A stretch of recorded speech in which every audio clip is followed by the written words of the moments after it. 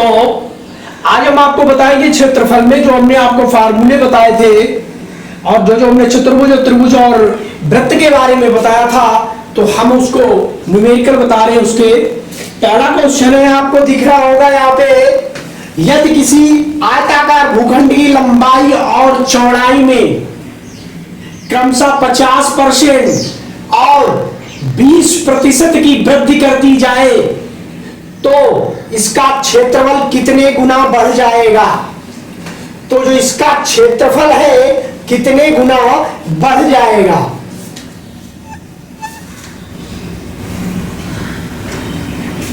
ठीक है, देखते हैं। किसी आयताकार, एक आयताकार भूखंड है, मान लो इस तरह से एक आयताकार भूखंड कह रहा है क्वेश्चन, कह रहा है कि इसकी किसमें वृद्धि कर दी जाए, लंबाई और चौड़ाई में। लंबाई में मान लीजिए अभी लंबाई इसकी L है और चौड़ाई इसकी B है। क्वेश्चन कह रहा है इसमें अगर 50% की वृद्धि कर दी जाए और इसमें 20% की वृद्धि कर दी जाए तो क्षेत्रफल कितने गुना बढ़ जाएगा। देखो, बड़ी शॉर्ट ट्रिक बताएंगे, 1 सेकेंड में लगेगा सवाल। देखो, फार्मूला होता है, ये भूल जाओ, ये भूल जाओ।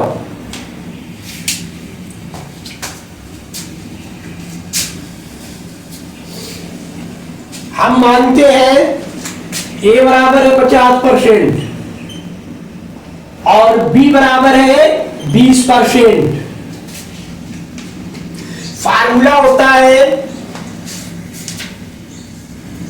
अगर किसी में प्रतिशत वृद्धि करते हैं तो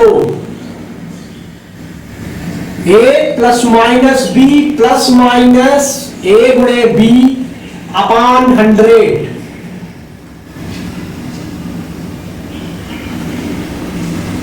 ठीक है, परसेंट यहां से निकल आएगा। देखो, दोनों में वृद्धि हो रही है यानी दोनों प्लस है। यहां पे मैंने प्लस माइनस इसलिए रखा है कि कभी कभी क्वेश्चन में पूछेगा कि 50 की वृद्धि कर रहे हैं और 20 की कमी कर रहे हैं, तो यहां पे दोनों चीजें आप रख दीजिए। 50 प्लस 20 प्लस 50 में गुणे 20 बटे 100। आप कुछ बचा? कुछ नहीं, कैलकुलेशन कर लो चुपचाप। ये हो जाएगा आपका 70। यहां 2 जीरो से 2 जीरो चले जाएंगे, 5 दूना 10, 5 दूना 10, कितना हो गया 80। कितना हो गया 80%।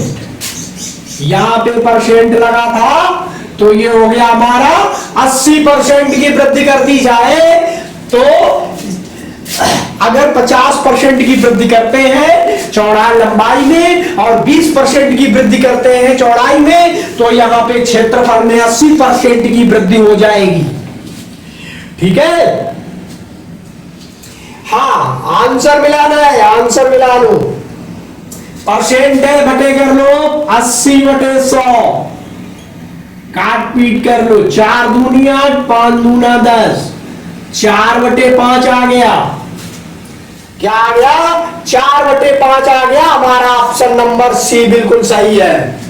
ठीक है, अब दूसरा क्वेश्चन लेते हैं। एक वर्ग है, इसकी भुजा 10 सेंटीमीटर की है। यदि वर्ग की भुजा दुगनी कर दी जाए तो परिमाप कितने गुना हो जाएगा। कह रहा है परिमाप कितने गुना हो जाएगा, 4 गुना हो जाएगा, 3 गुना हो जाएगा कि 2 गुना या समान रहेगा।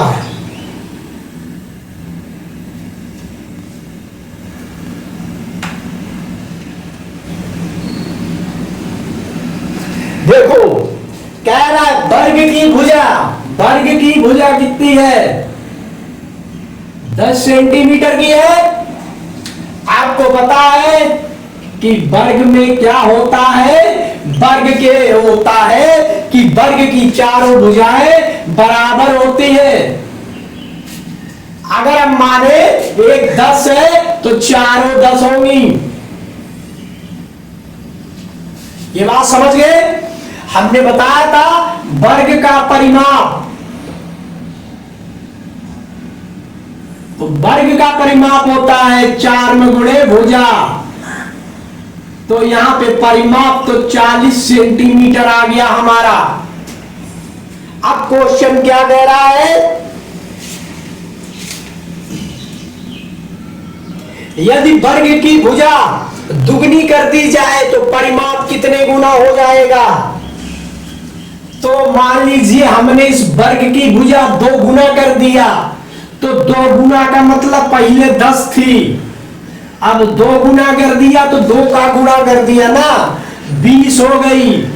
अब परिमाप पूछ रहा है तो वही है 4 में गुणे भुजा। भुजा कितनी हो गई? यहां से हमने दोगुनी की थी तो यहां पे कितनी हो गई? 20, और ये हो जाएगी हमारी 80। कितनी हो जाएगी? 80 सेंटीमीटर। तो कह रहा है कि क्या होगा, इसके नया परिमाप कितने गुना हो जाएगा? तो 40 का 2 गुना कितना होता है? 80 होता है ना। तो यहां पे हमारा परिमाप क्या हो जाएगा? 2 गुना हो जाएगा। यही हमारा आंसर है। वर्ग का परिमाप कितना हो जाएगा? 2 गुना हो जाएगा। तो दूसरा क्वेश्चन यहां पे है कि एक वृत्त की परिधि 44 सेंटीमीटर है, उसका क्षेत्रफल कितना होगा? वृत्त की परिधि कितनी है? 44 सेंटीमीटर है, तो उसका क्षेत्रफल कितना होगा? देखो, ये हमारा वृत्त है। हमने आपको बताया था कि परिधि होती है इसके आसपास की दूरी, मतलब वृत्त के चारों ओर। जैसे हम अगर इसके बीच में यहां पे खूंटा गाड़ दें और एक छोटे सा घोड़े के बच्चे को छोड़ दे तो वो इसके आसपास घूमेगा। जो इसके आसपास घूमेगा ये वृत्त की परिधि है। तो परिधि हमें कितनी दी है? 44 सेंटीमीटर। ठीक, तो हमें क्या ज्ञात करना है? ये इसकी त्रिज्या है। फार्मूला होता है परिधि का 2πr। हमें पूरी परिधि पता है तो यहां से हमें r निकालेंगे। तो निकाल लो r। 44 बराबर 2πr। 2 से 2 कटे 22 बचे, तो 22 बराबर हो गया पाई r। तो r बराबर क्या हो जाएगा? 22 बटे पाई। अब पाई का मान पता है ना, 22 बटे 7।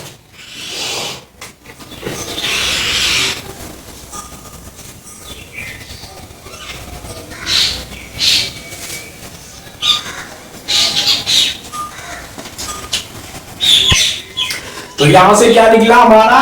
22 बटे 7। तो इसका एक कर लो नीचे, पहली चौथी दूसरी तीसरी। तो r बराबर हो जाएगा पहली चौथी 22 में गुणे 7 बटे 22 में गुणे 1। 22 से 22 कट गए, कितने बचे? 7। तो हमारी त्रिज्या कितनी आ गई? r बराबर आ गया 7। अब हमसे पूछ रहा है इसका क्षेत्रफल, तो अब हम क्षेत्रफल का फार्मूला लगा देंगे। ठीक है, देखो अब यहां से ये आपकी निकल आई। अब यहां से हम निकाल रहे क्षेत्रफल क्या होगा? क्षेत्रफल हमारा एरिया जो है वो होता है पाई आर स्क्वायर। पाई का मान 22 बटे 7, आर का मान 7 में गुणे 7। काट दो 7 से 7, तो 22 में गुणे 7 बच गए। 7 दूनी 14, 7 दूनी 14, 15। यानी कि इसका क्षेत्रफल हो जाएगा 154 सेंटीमीटर स्क्वायर। दोस्तों अगला सवाल है हमारा, देखो क्या कह रहा है? शुद्ध कथन को पहचानिए। तो यदि दो आकृतियों का परिमाप समान है तो उनका क्षेत्रफल समान होगा। कह रहा है दो आकृतियों का परिमाप समान है तो उनका क्षेत्रफल समान होगा।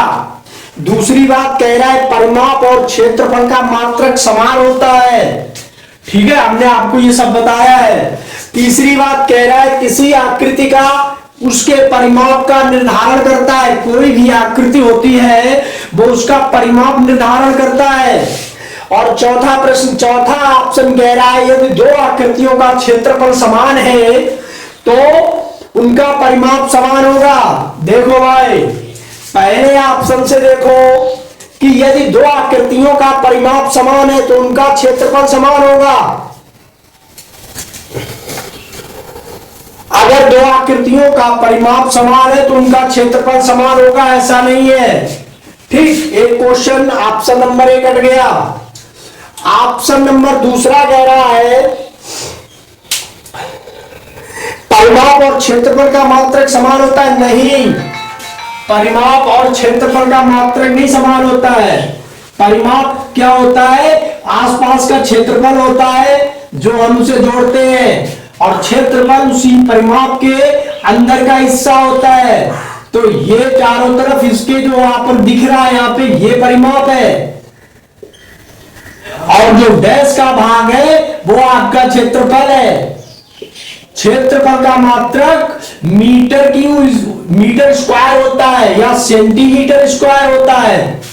ठीक, तीसरा ऑप्शन कह रहा है किसी आकृति का आकार उसके परिमाप का निर्धारण करता है। ये बात बिल्कुल सही है। किसी आकृति का निर्धारण उसका परिमाप करता है। हमने एक वृत्त वो बनाया है आयत, तो अब ये आयत है, परिमाप हमने क्या होता है इसके सामने ये वाली भुजा, ये वाली भुजा, धन ये वाली भुजा, ये वाली भुजा, ये इसका परिमाप होगा। अगर हम ये आकृति ऐसी बना दे तो ये इसका परिमाप होगा। ठीक है, तो आपको समझ में आया। इसमें हमारा ऑप्शन नंबर सी सही है, सी फॉर कैरियर कोचिंग। दूसरा सवाल यहीं पे देखो, एक अध्यापक कक्षा 5 के छात्रों को निम्नलिखित कार्य देता है। एक अध्यापक है वो कक्षा 5 के छात्रों को कुछ कार्य देता है कि 25 टाइलों को संभव आयताकार व्यू में व्यवस्थित करें। 25 टाइल है तो छात्र क्या करें, उनको आयताकार में व्यवस्थित करें। ठीक है, इस कार्य से निम्नलिखित में से कौन सी गणितीय अवधारणाओं का संबोधन किया जा रहा है? तो गणितीय अवधारणा संबोधन पहला कह रहा है क्षेत्रफल, गुणनफल और परिमाप। मेरे भाई, दूसरा कह रहा है क्षेत्रफल, परिमाप, आयतन, और तीसरा कह रहा है क्षेत्रफल, आयतन, लंबाई। चौथा कह रहा है क्षेत्रफल, आयतन, क्षेत्रफल, लंबाई। देखो, 25 टाइलों को सभी संभव आयताकार व्यू में व्यवस्थित करें। तो पहले क्या इसमें क्षेत्रफल है, 25 टाइल है, ये मान लीजिए एक तरह का टाइल, इनको आयताकार व्यू में व्यवस्थित करना है, इस तरह से रखना है। तो इस तरह से हम 25 टाइल रखते चले जाएंगे तो उसका क्षेत्रफल भी तो घेरेगा वो। ठीक है, और दूसरी चीज उसमें परिमाप भी होगा। इस तरह से एक टाइल रखा है, फिर हमने दूसरा टाइल यहीं से चिपका के रख दिया। इसी तरह से 25 में टाइल रखे हैं तो यहां पे परिमाप भी होगा, क्षेत्रफल भी होगा। एक चीज और कह रहा है गुणनखंड। गुणनखंड क्यों होगा? एक टाइल मान लीजिए, इस टाइल की कोई एक भुजा 2 सेंटीमीटर, अरे 5 सेंटीमीटर है, तो ये बढ़ता चला जाएगा, 5 दूनी 10, 20, 30, तो ये गुणनखंड के रूप में हो जाएगा। तो जो ऑप्शन आपको दिख रहा है ये पहला ऑप्शन है, क्षेत्रफल, गुणनखंड और परिमाप। तो दोस्तों, इस क्लास में आपको यहां तक हमने ये गजब के क्वेश्चन बताए हैं। आपका एग्जाम बहुत नजदीक आता चला जा रहा है। कल की क्लास मेरी वॉल्यूम की होगी, आयतन की, और इसमें से भी हम क्वेश्चन आपको बताते रहेंगे। तो वीडियो कैसा लगा है आप हमें कमेंट करके जरूर बताएं। धन्यवाद।